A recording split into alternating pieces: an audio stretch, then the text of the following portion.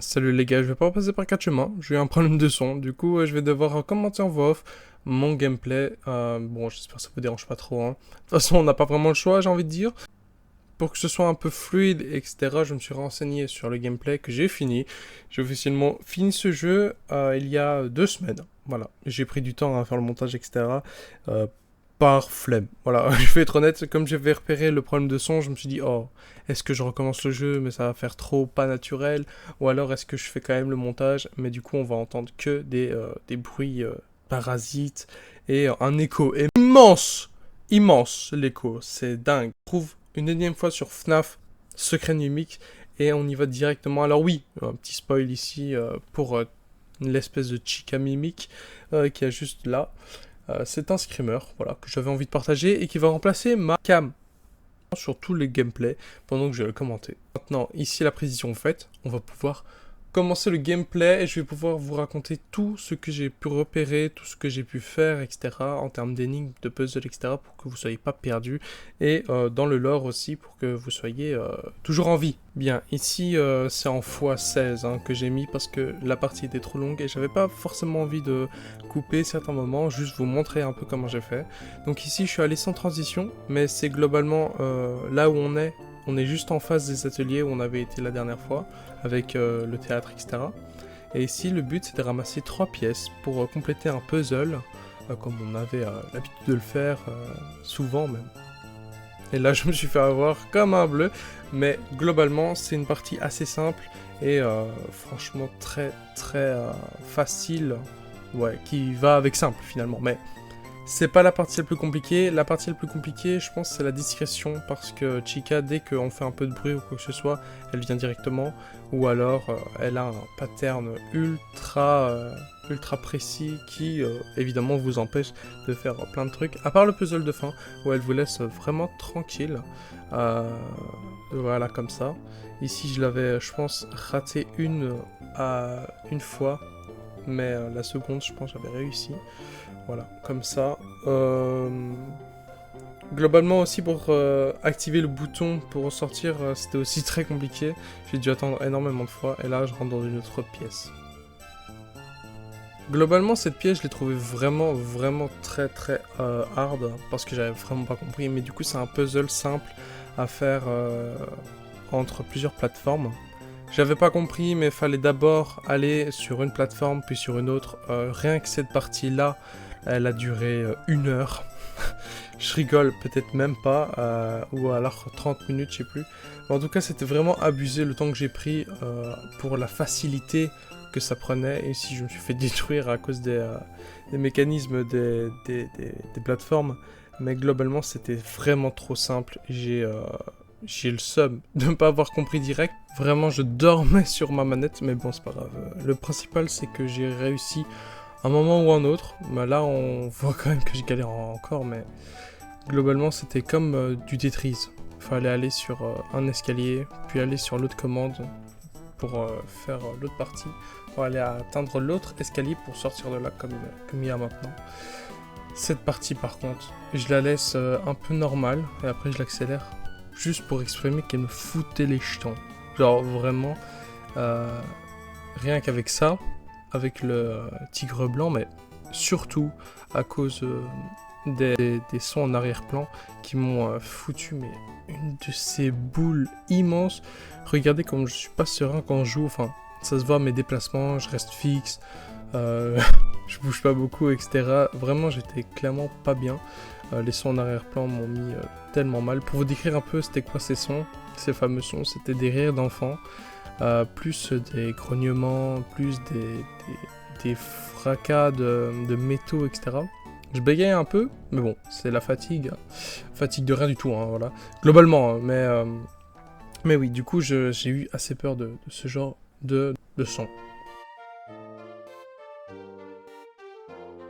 Bon, maintenant, partie accélérée pour vraiment vous rendre compte à quel point j'ai pris du temps, à quel point aussi le jeu est grand. Étonnamment, je pensais pas qu'il était aussi grand. Et là, directement, Chica qui fait littéralement la danse des canards. Bon, ici, je l'ai mis en accéléré, donc on voit pas bien, mais globalement, c'est ça. Ici, cette cassette raconte un petit peu Edwin Murray, à quel point il a de l'importance dans le lore. Je pensais pas, même si c'était le patron de l'usine où on est actuellement. Edwin Murray a une importance colossale, et ça on le verra beaucoup plus tard dans le jeu, vers la fin en fait, avec les enregistrements qu'il faisait, grâce aux symboles qu'on peut voir dans les différentes portes pour y accéder. Ici c'est directement un entrepôt pour nous montrer où est la suite.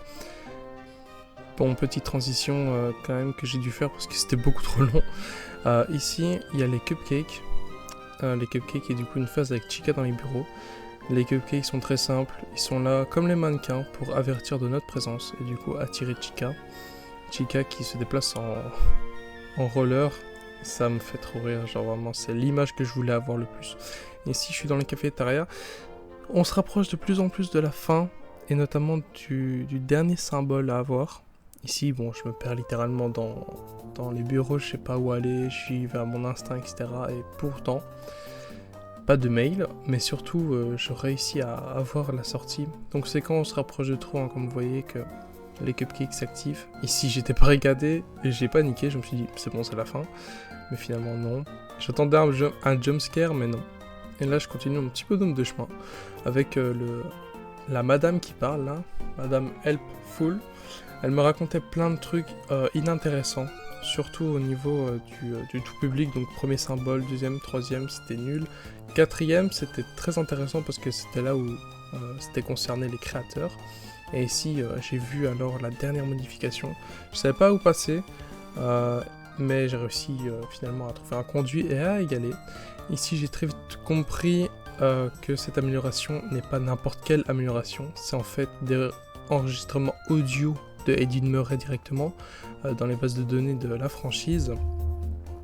Franchement ça m'a un peu glacé le sang parce que en entendant cette voix etc d'Edwin, ça se voit il était pas forcément bien dans le lore du jeu, donc franchement on peut se douter qu'il est mort. Et ici on est directement dans les bureaux, la licorne m'a fait très très peur mais c'était chouette, les plans des différents animatroniques etc. On voit beaucoup de costumes, beaucoup de façons de les porter aussi, les différents boss qu'on aurait pu avoir selon les différentes fins, et oui.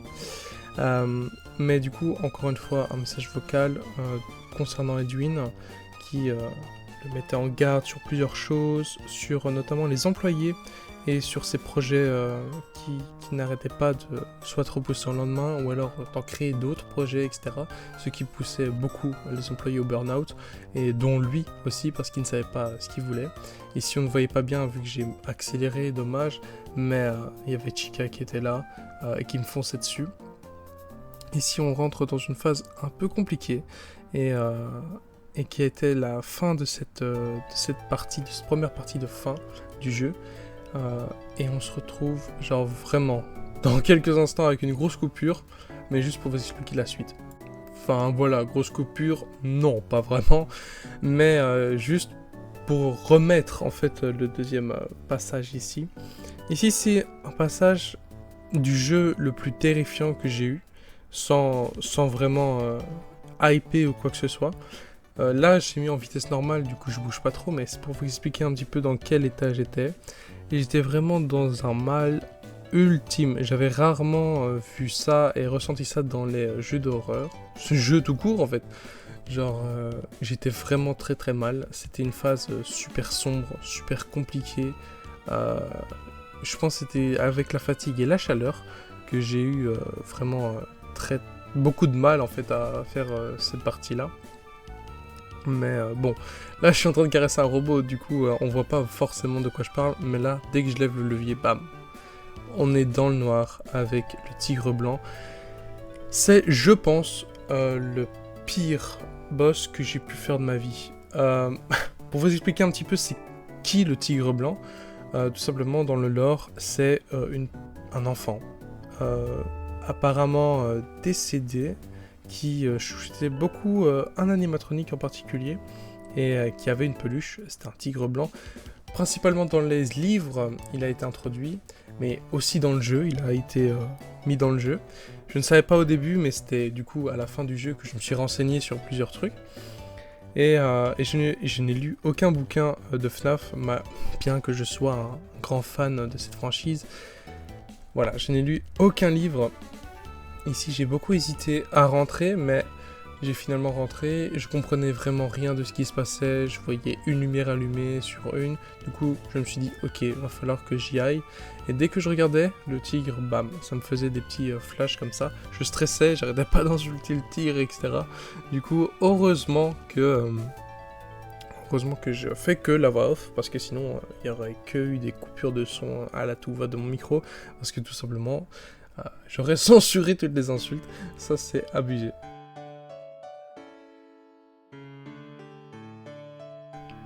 Évidemment, je mets en x5 pour le reste de cette vidéo parce que j'ai pris exactement énormément de temps à chaque fois pour comprendre les phases de ce boss-là et comprendre où j'allais et dans quelle direction le jeu voulait que j'aille. J'ai beaucoup bugué sur plein de trucs, mais globalement ça a été. Ici, je voyais cet objet, donc je comprenais pas forcément. Mais ça me plaît de faire ça parce que comme ça, je peux raconter le lore tranquillement. Notamment du tigre blanc, donc comme j'ai dit, c'est un enfant décédé qui admirait beaucoup un animatronique qui était en peluche.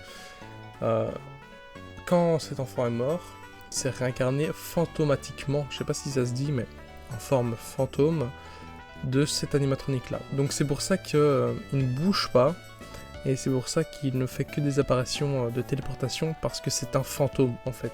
Et ça, je ne l'avais pas forcément compris, enfin, il y avait quelque chose qui me disait que oui, mais je comprenais pas. Et quand j'ai eu la révélation que c'était un enfant, j'ai compris. Parce que dans cette phase-là, il faut savoir qu'il n'y a que des cris d'enfants, des rires, des pleurs, des cris. Enfin voilà, c'est assez lourd comme son d'arrière-plan, pour moi en tout cas. Et ici, les espèces d'animatroniques en étoile comme ça, c'est... ça me fait penser trop à les Teletubbies. Je sais pas pourquoi, ils ont trop la vibe à cela, mais voilà, globalement vous voyez que j'arrête pas de mourir parce que je comprenais vraiment rien du tout comme je le disais, mais ce lore du coup, en sachant cela plutôt, eh ben ça me terrifie encore plus cette phase là, j'avais vraiment des sueurs froides, hein, c'était dingue, et surtout cette phase dans le noir où on avait que peu de lumière et dont la moitié de l'écran était cachée par cette espèce d'étoile là. Des fois, on nous mettait une direction et il y avait le méchant, enfin il y avait le tigre blanc et je ne pouvais pas faire marche arrière, je ne pouvais que aller là et bah du coup je suis mort. Plusieurs fois d'affilée comme ça, comme vous le voyez, et c'était vraiment très très très compliqué, très embêtant aussi, hein, on va pas se le cacher. Mais bon, si je peux conclure cette partie avec le tigre blanc, eh ben, c'est que c'est très effrayant. La partie, je pense, la plus effrayante du jeu. Même si le mimique était omniprésent et c'était une vraie menace, et s'il rajoute un fantôme, ça rajoute quelque chose de plus angoissant, de plus aussi naturel et humain, on va dire. C'est quelque chose, franchement, qui m'a beaucoup perturbé, surtout quand j'ai eu l'info. Même sur le gameplay, j'étais vraiment pas bien, je me suis dit, purée, il y a une de ces Sora maléfiques autour de celui-là. Mais oui, du coup, un fantôme. Et apparemment, ce serait le fils d'Edwin Murray, si je me trompe pas.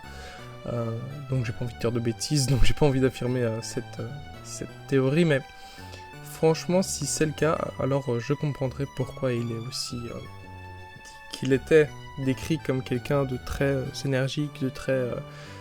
vouloir absolument la sécurité et plein de projets à la fois différents et que beaucoup ne suivaient pas ses idées, même lui ne suivait pas ses propres idées. Mais voilà, je trouve ça triste, mais en même temps intéressant. Ici, le dispatch nous raconte tout simplement de mettre le data diver auprès de lui, donc dans l'inventaire, parce qu'on a été évidemment dans le bureau de Edwin Murray, pas pour rien, pour récolter toutes les informations concernant le mimique. Et oui, vous avez peut-être pas compris le lore de l'histoire, je l'ai compris bien après, mais on est un employé qui va dans cette usine abandonnée, elle est vraiment abandonnée, et le but c'est de récolter toutes les informations concernant le Mimix, ce projet secret et on va dire interdit de la franchise, et nous est révélé et on a besoin de récolter des données pour justement soit le contrer ou en recréer un parce que le Mimic, dans le lore des romans, mais du coup qui est dans le jeu, eh ben c'est quelqu'un, enfin c'est un animatronique créé de toutes pièces par Edwin Murray du coup, ou alors par un concepteur, je suis plus sûr du nom, mais qui a été violent avec, et du coup le Mimic, son but c'était de répéter un petit peu les actions bonnes, etc.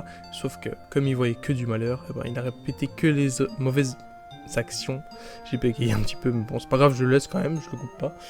Et ici, on peut voir la mauvaise fin.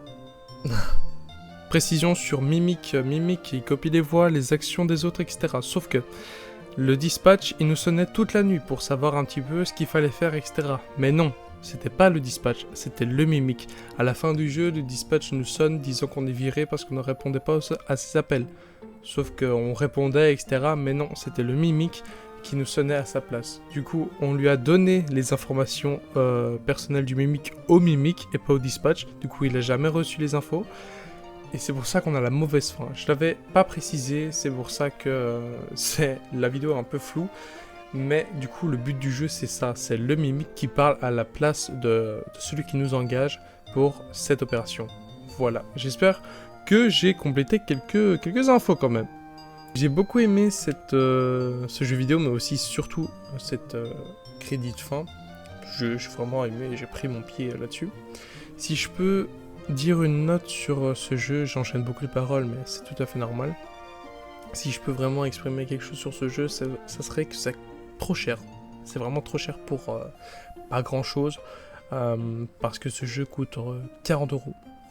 Voilà, donc pour ceux qui ne le savaient pas, même si c'est sorti il y a plus d'un mois, peut-être qu'il y en a, ils ne se renseignaient pas sur les prix, mais 40 €, je trouve, pour un jeu comme ça qui dure à peu près 6 heures, c'est cher.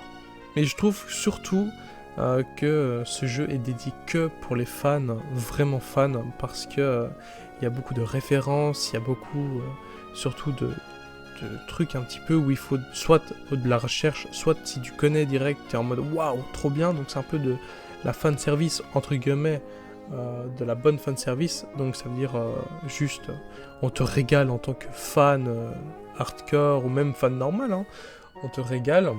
Enfin, même si c'est plus fan hardcore ou fans qui ont lu au moins les romans, parce que le Mimic, évidemment, à part l'avoir vu dans le DLC de Security Breach, eh ben, il a un jeu dédié et c'est celui-là. Franchement, j'ai trouvé ce perso très incroyable et très angoissant aussi, faut pas se le cacher. 40 € du coup c'est cher, le jeu il respecte tous les codes de FNAF je trouve, même si c'est plus un semblant d'open world, mais du coup les méchants, les animatroniques, etc. sont très bien créés, très bien pensés, etc. Ils me foutent la pression, etc. Ils ont fait vraiment un beau job là-dessus. Et je trouve que pour la suite des jeux FNAF, s'il y en a en tout cas, et ben ça promet.